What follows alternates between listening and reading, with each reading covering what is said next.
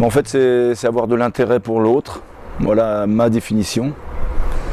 Trop de personnes sont aujourd'hui renfermées sur elles, voilà, ne regardent pas ce qui se passe autour d'elles.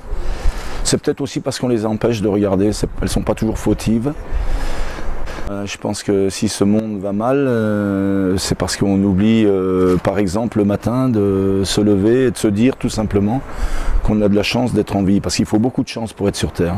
Ce qui m'a amené à être, dans un premier temps, à choisir le football comme sport, c'est parce que c'était un sport collectif, parce que ça me permettait de faire des rencontres, ça pouvait vaincre ma timidité. Gamin, j'étais très timide.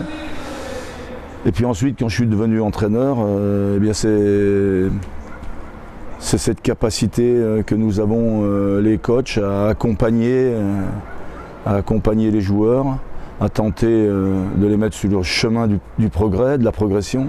Ce sont toujours les joueurs qui progressent, c'est comme vous, ce sont les élèves qui progressent, mais ce sont vos enseignants qui mettent les outils en place pour vous faire progresser. Au travers du sport, on peut délivrer des messages. Et le message, pour moi, le plus important, c'est qu'on doit bien vivre ensemble.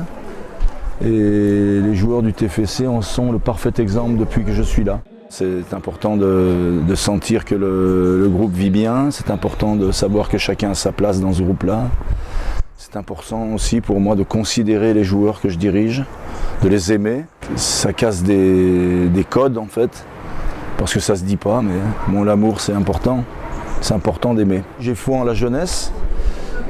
Si on veut être objectif, nous les plus anciens, on doit reconnaître qu'aujourd'hui les jeunes sont beaucoup plus ouverts que nous l'étions, sont davantage matures que nous l'étions à leur âge. Ils représentent une force incroyable. On peut faire beaucoup de choses seul, mais on en fait davantage lorsqu'on est nombreux.